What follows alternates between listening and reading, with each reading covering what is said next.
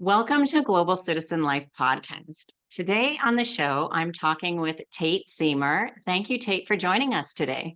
It's my pleasure, Sally. Good to be with you. So you are originally from Utah, but now you are living in beautiful Mexico. Yeah. I should say I'm originally from Cincinnati, Ohio, high school, college in Ohio, but after college moved to Utah in 1999, last century, Wow. to chase the dream of big mountain skiing and hold up there for 25 years. Started a number of different businesses and was a ski photographer the first 10 years I was there, professional ski photographer. In Mexico since beginning of March. So that's, as we're recording this, what is that, 7 months ish, something like Mm-hmm. that? Yeah. Yep. Yeah. So yeah. So why Mexico? We'll start there because Yeah. there's no skiing. There's not skiing in Mexico. No, but there is surfing, and I just decided to become a Mhm. total beginner at something new at age 51. So Surfing's um, not an easy sport. it is not an easy sport. It's not an easy learning curve. And yeah, it's still something I'm working on, and let me fix that. Yeah, it's kind of crazy being a beginner again at something, because skiing is like such a second, is so such second nature, really, I guess is the best way to say it. And yeah, why Mexico? I am not that well traveled uh internationally. I've traveled all over the lower 48. In fact, I'm coming to you from northern Michigan.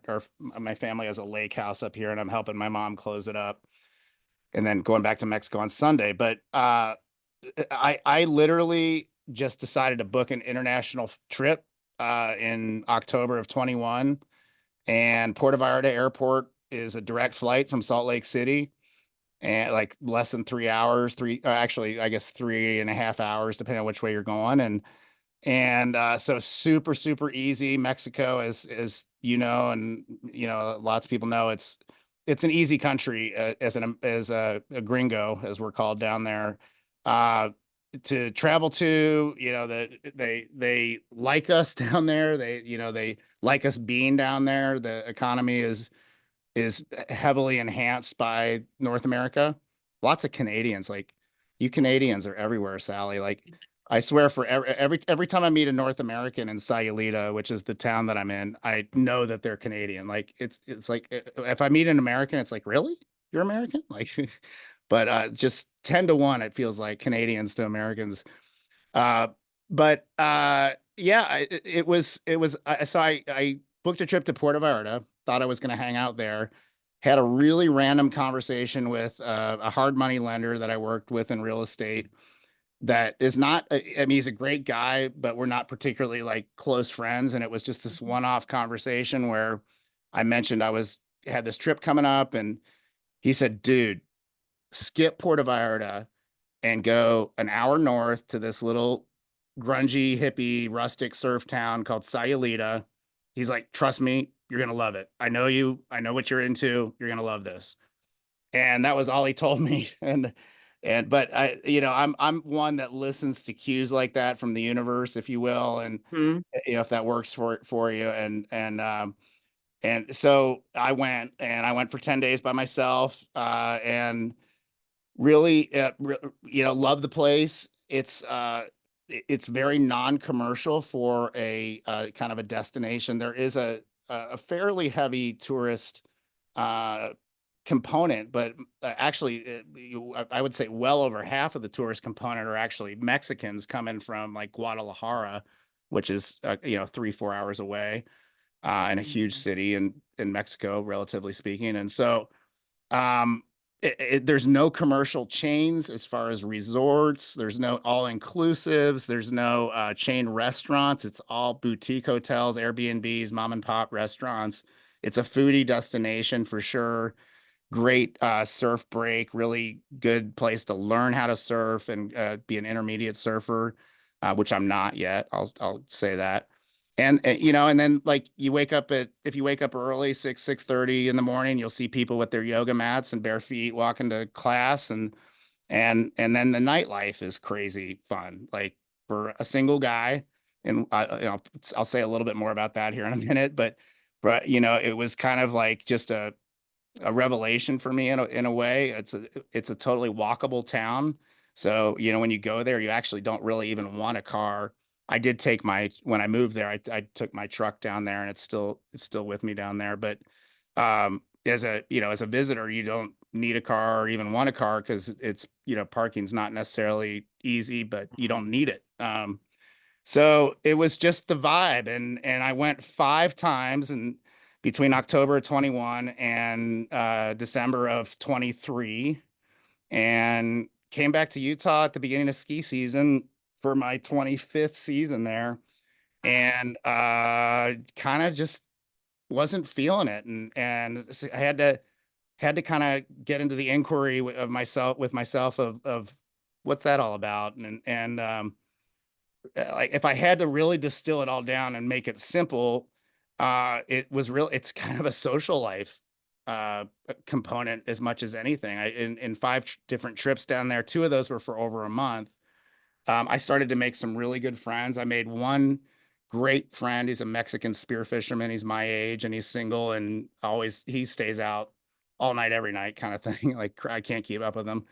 But he's a town icon. Everybody knows him, and everybody knows everybody there anyway. Mhm. So I met tons of people through him, started to develop friendships down there that were, exciting and vibrant, and stuff that I didn't have going on in Utah. And Salt Lake City it's a beautiful place, is I think as beautiful as it gets, and there is a strong religious component there that is what it is culturally, and so to be 51 and single is in Salt Lake is maybe not the best place for that. It's not a horrible place for it, but Mhm.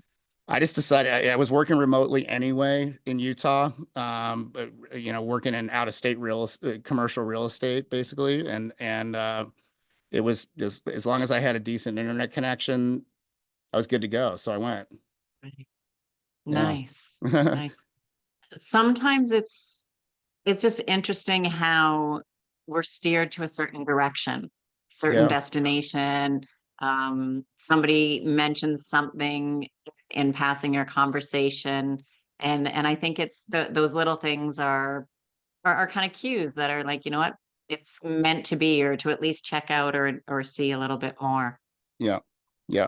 Yeah. The probably about the third or fourth or fifth time I went back, I started to think to myself, like, there's a lot of places on this planet I haven't been, like a lot, Mm. way more than where I've been to. I love to travel, and I love to see new places and meet new people and hear new languages and food and everything else. So I started to kind of go like, this is getting a little like, going to Sayulita every chance you get kind of thing. Like might want to spread out a little bit. And then somebody said to me, again, just kind of a passing conversation, was like, well, Puerto Vallarta is not a horrible base camp, right? And the PVR airport is 45 minutes, an hour away at most, depending on traffic, and it's very close to the United States, and Mhm. there's flights all over the states from Puerto Vallarta, so that made that the whole kind of working remote thing easy. And sure enough, like when this person said that to me, I was like, yeah, that makes total sense. Like, might as well be Puerto Vallarta as much as it would be Utah, right? So, Right. I will say I miss Utah a lot. Like I've been back, I guess, just actually twice now, and no, just once in the 7 months, and flying in and seeing the Wasatch Mountains out the window of the plane and getting out into the dry air, like this, dry, high Yeah. desert air in Utah is like, it's never humid at all. Versus at that point, it was July and or August actually, and it was very much in the middle of the rainy season in Sayulita, and Mhm. steamy as all get out, hot as all get out, and so uh, I don't I still think of Utah as home, and but that said, I'm committed to being down there for at least through May or June of next year, and wide open after that. Haven't really started to even think about kind of where to go after that. And if Sayulita works out, awesome. And if it doesn't, that's fine too. So yeah, it's been quite a year, and a lot to adjust to. And I can't say it's all been like rosy and easy. Never Um, is. which yeah, I'm actually I'm. It's interesting to hear you say that, because it didn't occur to me that it would be particularly challenging to like relocate into a foreign country. But there have been some challenges that I definitely didn't see coming. So yeah. What were some of those challenges for you? Because everybody's challenges are a little bit different, just because what they find challenging is different and experiences are just different. Yeah, so I think when you fly into Mexico and you fly into, whether it's Puerto Vallarta, Cancun, or one of the kind of the one of the resort oriented airports, um and then you go hang out there, and then you get back on a plane and go home. It's really, really different than when you drive to the border, have everything in your car that you're gonna live, as much as you can take down there to furnish a apartment or whatever, wherever you're gonna live, and have all the paperwork in place for the car, have all the insurance, and I mean the list of things to have in place Yeah. when you're moving and then driving through Mexico, which is not safe. It's not, I mean, just to be real, especially right now, the route that we drove, we being my best friend and myself, who was sweet enough to go down there with me, that route is like not travelable right now. Like since Okay. March, it's gotten incredibly dangerous. Mhm. Sinaloa is the area, and there's basically just rival cartels that are going Mm. at it. And it's not a place that I wouldn't travel back that way at all. And so I think so really, to answer your question, kind of the two aspects of the Mexican culture that I don't know, I wouldn't say I struggled with them, but I have misgivings about them, I'll say. One is that there's corruption head to toe, you top to bottom. I mean, every aspect of commerce, especially in the economy, and certainly, in law enforcement and government, is corrupt. And there's just no two ways around that. That isn't super apparent when you're a tourist there, and maybe it would be if you kind of paid attention and you weren't just having fun and having cocktails and sitting on the beach or whatever. But to sign a lease, a 12-month lease on a Mhm. place, and to have a foreign registered car down there, and to be on a tourist visa down there, you're dealing with different aspects of the government, different aspects of regulation all the time. And it just, we take it for granted in the United States that, like, for instance, when you get pulled over for speeding, you pretty much know what's going to happen in the United States, right? You're going to get a ticket, you're going to pay the ticket, your insurance rates are going to go up, you may have to go to court in certain isolated instances. In Mhm. Mexico, it's like kind of like anything can happen. And that said, I think I think law enforcement in general, and law enforcement consists of cartels, and like that they control so much of that aspect of things. Um, they are generally heavily interested in our well-being as North Americans, as gringos, because Mhm. of the importance to their economy, and they see us as a very important part of that. So I feel actually favored there, and in that way, there's a little bit of a safety factor. But amongst other things, if you have 500 pesos on you, you can buy your way out of just about anything, including a speeding ticket, which I've proven myself personally.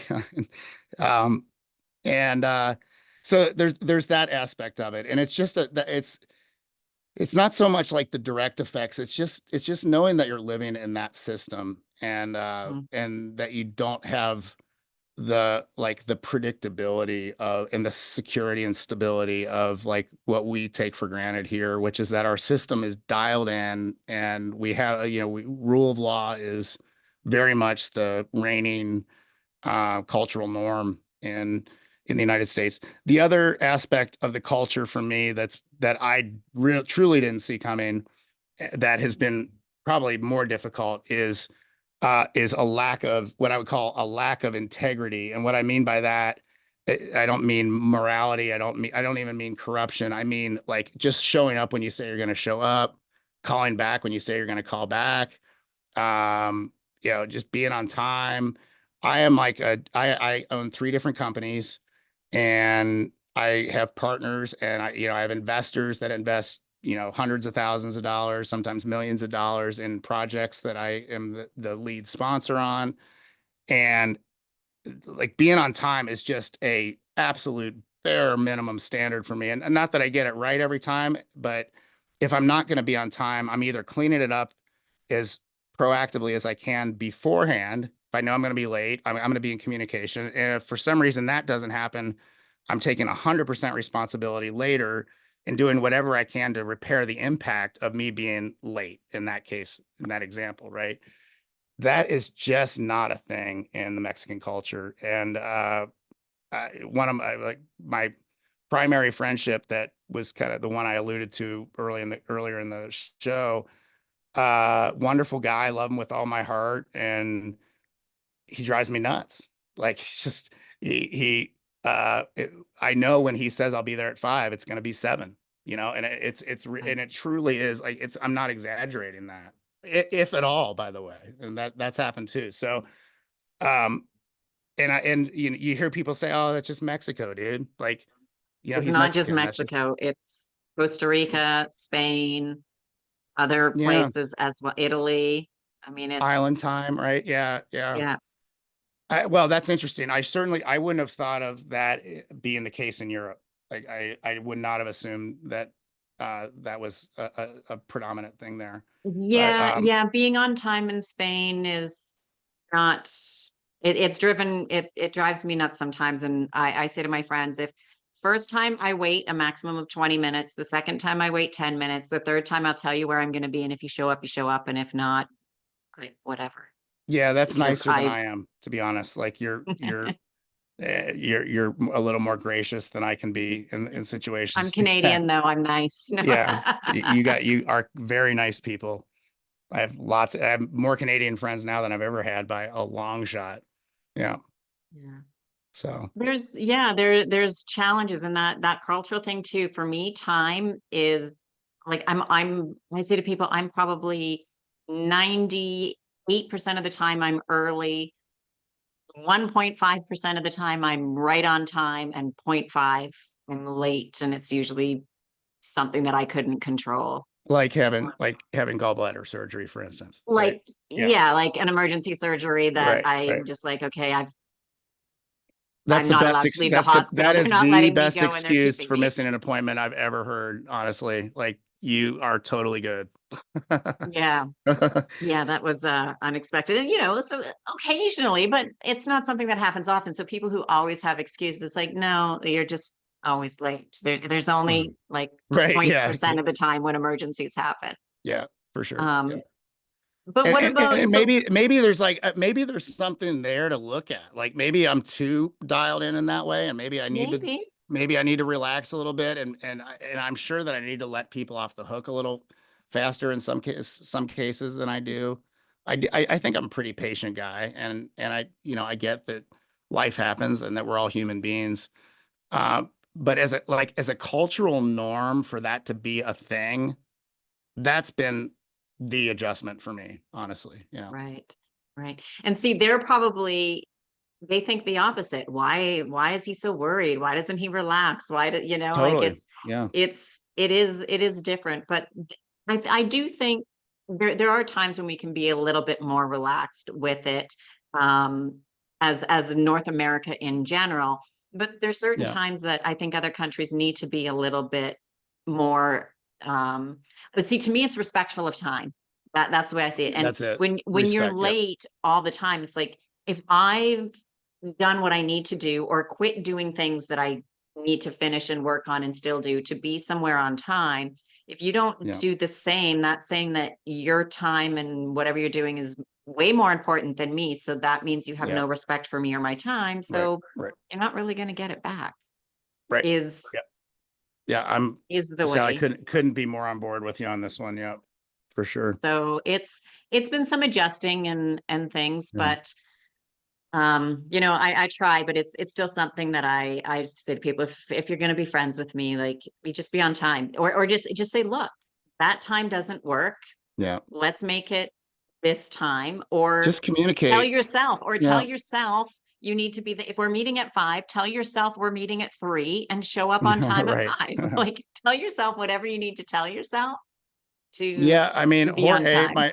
my buddy Jorge that I've talked mentioned. I mean, I told him one time, I'm like, dude, all it takes is a 5-second text message or voice text, right? Voice message. Like, he's Mm, like, really? Like that would make it okay? I'm like, yes, 100%. All you got to do is tell me, and I'm good, man. Like you have done your job at that point. Um, but when that's not there, like that's a thing for me. It's like it doesn't work. And I think of integrity as synonymous with workability, right? Like I don't think mm, when I use the word integrity, it's not morality, it's not right or wrong, it's not shame, blame, pointing fingers, it's not like you got it wrong and bad. It's what works and what doesn't work. And right. like when you're dealing with another human being or a group of human beings and there's a schedule involved, like there has to be honor and respect for that Mm, with all parties. Otherwise, the workability is just not going to be there. So yeah, right. Right. Yeah, it's something in definitely in a lot of countries. So if you decide to yeah. check out some others, be Costa aware that Rica's on the top of my list. Barcelona, where you spend a lot of time, is man. That's like I cannot wait to go there. yeah, Yeah, Spain's pretty good. I yeah, also have a yeah, place in Montenegro. I spend quite a bit of time in yeah, Montenegro. yeah, man. Um, they're pretty good for Awesome. time there. Their time is they're generally on time there. But what have been some of the outside of, I mean, weather, although the humidity might not be one of the greatest things, but what have been some of those like benefits that you've really Yeah. loved about being there in Mexico?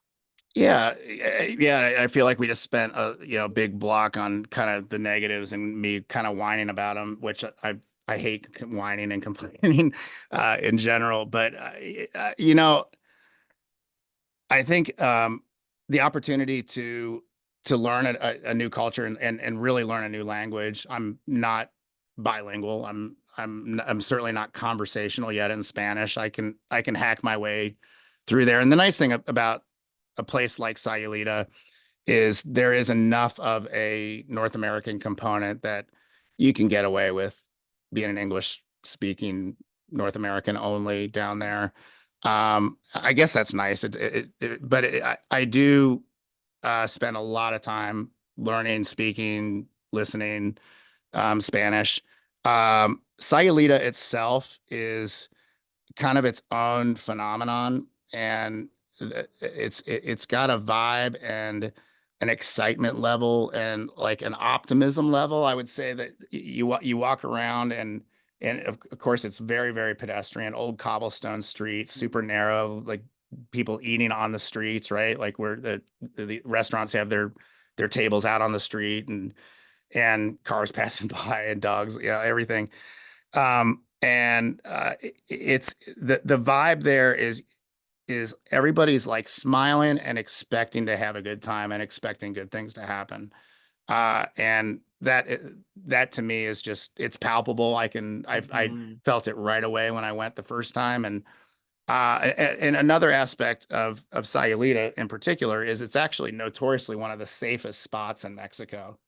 Oh, wow. By statistically the whole Puerto Vallarta area to let's say 2 hours north of Puerto Vallarta. It's a state called Nayarit, and Nayarit is known to be very safe. And ironically, the reason for that is the cartel there has their act together, for lack of better way of saying it. They do, and they don't have like a rivalry with other factions in the area. So they do what they do well. If you could say that about, Mhm. that organized crime, I guess is what it is. Um, and again, the fact that I know that I'm particularly looked out for there. And it's not just me. You hear people frequently say, I'll walk home from the bar at 3, 4 in the morning, which they stay open that late in Sayulita, and the streets will be dark and quiet, and I feel as safe there as I do in Salt Lake City. Now, doing a road trip 4 hours away to someplace I haven't been before, that's not in that general area, different ball game completely. So, Right. and then, surfing, hiking, the natural beauty. I haven't spent a whole lot of time in the ocean, around the ocean. I was born in San Diego, but moved to Cincinnati right away. And, so, just the ocean activities and the food, it's mentioned it's Mhm. a foodie destination. Just kind of all of it together, new friends, and Yeah. interesting people doing cool things with their lives, and up to living their dream. So yeah, Nice. lots of great vibes and good positive stuff. And comparing kind of what you spend in Utah for living and the cost of living there, how is Yeah. it there in Mexico? Like if you're buying the same stuff, same Yep. lifestyle, Yep. how does that compare? Yeah. Well, I think you got to separate housing out from everything else. Uh, Mhm. the bubble has grown. It hasn't popped, because when the bubble pops, it deflates, right? So in Right. Sayulita, and there's a few other beach towns within 20 minutes, of us, and they've all been discovered. They're all close enough to the airport that they're highly desirable. And so when I started going in 21 for, $400,000, you could get a 4-bed, 2, 3 bath villa with a pool with possibly a view. And those are twice that now. I mean, maybe not twice that, but 600,000, 700,000 at this point. And if you want like a legit villa, you're up around $1 million. Rent is, um, not, people complain a lot about the cost of rent there. I don't know that North Americans that are used to what we're used to complain as much. It's certainly less expensive across the board than Utah, housing and otherwise, significantly. So I had a 3-bed, 1 bath house in Utah, with a really nice area, uh, dead end street, great yard. And, but I bought it 12 years ago, right? My payment on that was like $2,200, and I refied it a few times. So, um, my rent in Sayulita is 1,600. So, I'm saving some there, and I've got a sweet place. It's not a house, but it's a really cool apartment and a cool building. But when you're talking food and, just general living costs, but in particular food, which is kind of the one thing that we can all kind of relate to, way less expensive, way less expensive. I mean, you can eat on a budget down there, and eat well, on a budget down there. Gas is, as probably everybody knows, is actually quite, more expensive in Mexico than in the United Okay. States. So I would say housing and gas are kind of the exception, and then everything else is noticeably less expensive. Mm. Yeah. And the big thing too with housing is, I mean, it just depends on where you're at. Well, it depends You on how know, nice a place you want too. I mean, I have a yeah, 2-bedroom, 2-bath place with a balcony and, like, polished concrete floors and 9-foot ceilings, and, granite countertops. So I didn't have to do that. Right. And I know people that pay, 7, 8 thousand pesos a month for rent, which is 300, 400 bucks, right. so yeah. Yeah. Yeah. Housing is always one that it varies so much because there's always relatively cheap. and then Yeah. sometimes really cheap housing, depending, all Hmm. the way up to $1 million, multi-million-dollar Right. places. So that's always perspective and what somebody wants, the Yeah. lifestyle that they want to have, Yeah. for One sure. other thing, Sally, I just thought of is I could not have done, and this is not an endorsement. In fact, this is a reluctant mention. I couldn't have done what I did without Starlink. Uh, and it has been like the two internet providers in Sayulita are they're just not good, and it's not the provider's fault. It's the infrastructure's fault. Like the pipeline is just not what it needs to be. And so I got Starlink, and it has been, I'm on 5, 6 hours worth of Zoom meetings all day, every day. And I have a podcast myself. And so we're streaming back and forth. And I brought it with me to Northern Michigan. It's out on the dish is out on the beach right now. But that was a tremendously important key. And that's not cheap. Like, it's expensive internet. So Okay. yeah, Well, and that's important to know, especially if people, a lot of people are working from home, digital nomads, remote yeah. workers, freelance, whatever title you want to use or call it. Um, Good internet is one of the most important things that people need. Yeah, and there is not a digital nomad like wave in where I am, and because of that. It's not known as a digital nomad destination the way that like I think like Cancun, Playa del Carmen, those the kind of places around the Yucatan that are a little more developed are considered to be more like no digital nomad destinations. Yeah. Right. Yeah. Well, because they have to follow the good internet. Right. Yep. So. Yep. And what about another kind of big concern or things that people really think about a lot is healthcare? Yep. Have you had any personal experience or know of people who've dealt with the healthcare in Yep. Mexico? I have a ton of confidence in the healthcare scene in Puerto Vallarta in particular. There's a Mm. ton of healthcare options, and it is actually because of the accessibility, the short flight to Puerto Vallarta, the international airport, and Puerto Mm. Vallarta itself is a nice place, and it's a big city. It's got the Walmarts and the Home Depots, and even it's got a Costco. But I actually had we were talking before we started recording. I had surgery on an abdominal hernia so I could surf. I had that done in June in a hospital in Puerto Vallarta. So I was anesthetized. I feel like I got a really good sample of the healthcare there. I met with a cardiologist before surgery. I met with a surgeon before surgery. I had tons of confidence in both of them. Like they were every bit as knowledgeable, caring, uh, present, like everything that I could have wanted. Uh, Procedure went well, I think. Like I'm alive, and like the hernia is not there anymore. And so I would say again, there's the kind of the Sileta phenomenon is a product of its proximity to Puerto Vallarta. And if it was out in the middle of nowhere, like, super far from an international airport or, a group of hospitals and doctors' offices, et cetera.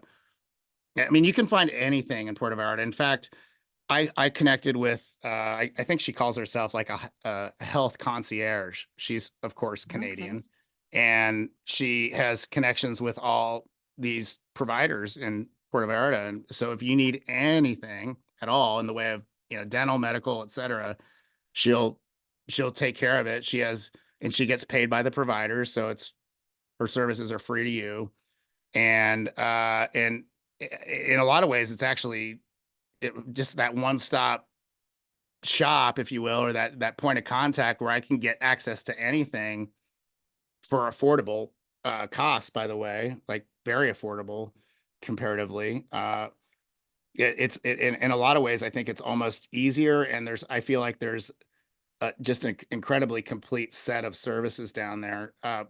There's also a lot of alternative health going on down there. So like you have North Americans, Europeans, like people that are doing stem cell therapy, for instance, and other like very cutting edge kind of alternative therapies. That's like it's a bastion of it's like a center of that sort of thing. So So I would give it an A plus as far as healthcare goes.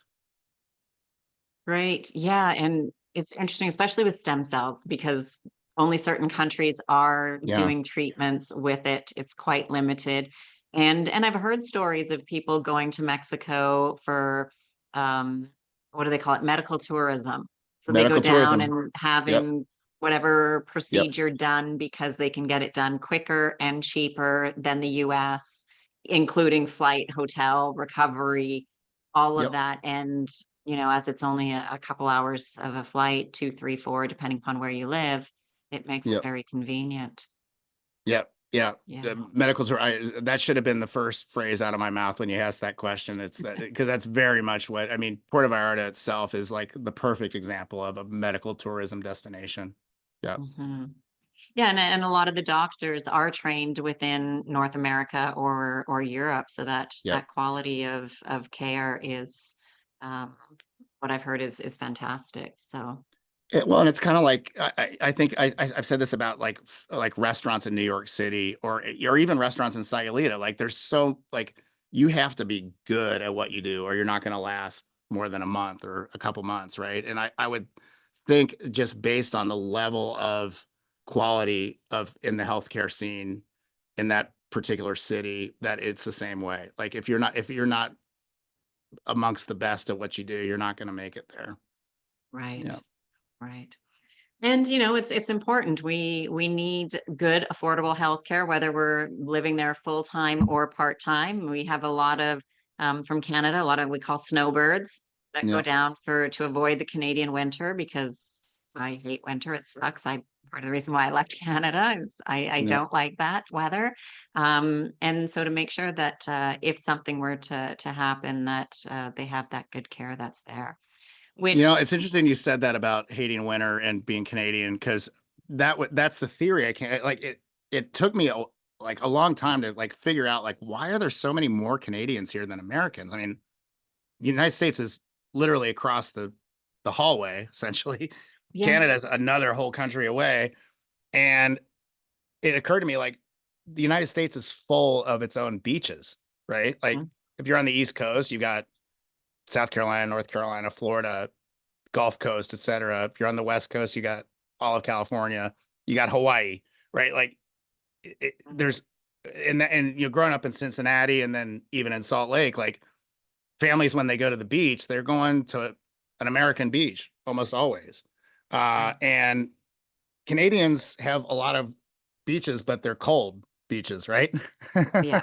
And you're only there for like 3-ish months, Yeah, June, July, August, and the water is still not warm in June, right. July, and August, but it's Well, I'm right on the border right now. So I mean, I'm on Lake Michigan and here it's October and the water is not warm. The air is not warm. Yeah. no. Yeah. Yeah, and so, leaving for at least the winter months for some is what they do. And I mean, it's kind of easy because there are so many direct flights to Yeah. different areas of Mexico, Yeah. where they can just go down for the winter, spend 5.5 months in Mexico, miss most of the harsh winter in Canada, and then go back, and then they're still there for work or family, friends, whatever it is. Because Yep. I mean, Yep. Canada's beautiful in the summertime. I Yeah. love Yeah. being there June, July, August. I think it's Yeah. amazing. But I couldn't agree outside of more. that, Yeah. Yeah. September's pretty. September's really pretty because the leaves change color to those nice bright yellow oranges and things. Yeah. But otherwise, I'm no And those thanks. short days, oh my gosh, like Mhm. that's the worst for me. The temp, like I'm a skier, snow skier. The temperatures like doesn't bother me a whole lot, but man, when it gets dark at 4 in the afternoon and doesn't get light till 9 in the morning, that's a killer for me. Yeah. Yeah, Yeah, it definitely is tough. So, I yeah, mean, I left. I understand why people leave, but during the summertime, and I guess because I was living in Calgary, so close to the Rocky Mountains there, and I have yeah, friends that do. They love skiing and snowboarding yeah. and those winter sports. And I said, well, you have to because you live here. I Right. Even when I was younger, they'd be like, hey, we're going skiing, and I'm like, no, thanks. I think That's my jam. Like no, it's no, I'm thanks. like a fish in water, I guess would be the right like it. is like having skis on my feet for some reason. It's like I was built to do that, born to do that. So I don't, and I can't explain it. I grew up in Yeah. Cincinnati with no mountains or, very little snow. And so, but yeah, but I can't say I necessarily would love winter if it weren't for that, so yeah, I Mhm. get it. Yeah. Yeah. Yeah, it's finding those things. Well, Tate, I want to definitely thank you for your time today. And I just, if there was any piece of advice of people that are considering moving to Mexico, what kind of tips or advice would you give them if they're thinking about it before they go? Uh, you know, I, um, well, I guess kind of where I thought you were going with the question, which is where I kind of coming from the answer with is a little different than if it was specific to Mexico. But I would say, listeners, if you're thinking about doing this, 100% do it. Like life is short, and the where we live has just an incredibly massive impact on our lives, on the quality of our lives. And if you live in a place that resonates with you, that fires you up, that you love being outside and you love doing stuff, that and it's serving you socially and relationally, if you will, um, just I would say just do it. The Nike commercial, do what you need to do to make it happen. As far as Mexico goes, you just can't get around safety concerns, and so Mhm. I would say choose wisely. That said, like there's an awful lot of Facebook groups and support groups and communities and podcasts like Sally's that are gonna give you what you need to know. And as long as you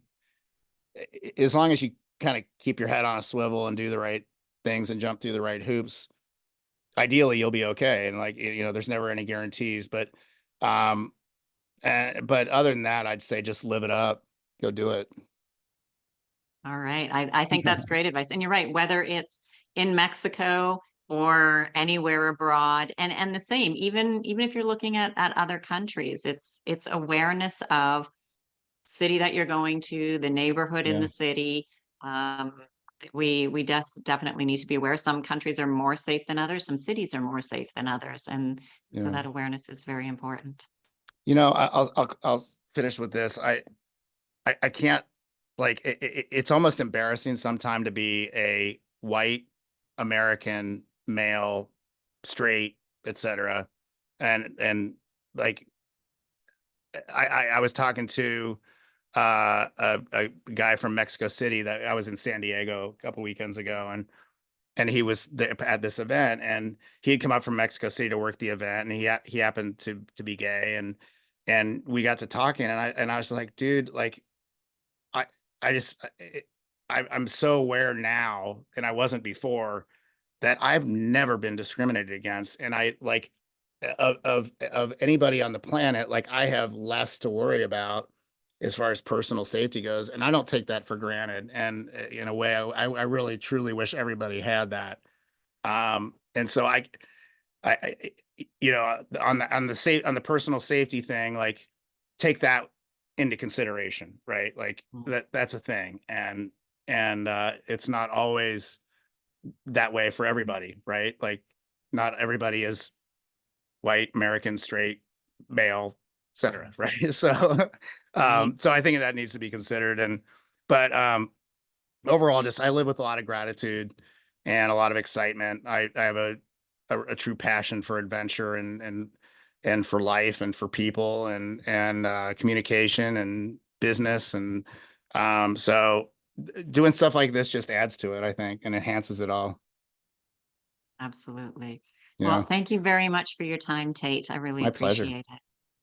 My pleasure. It was great. Thanks, Sally.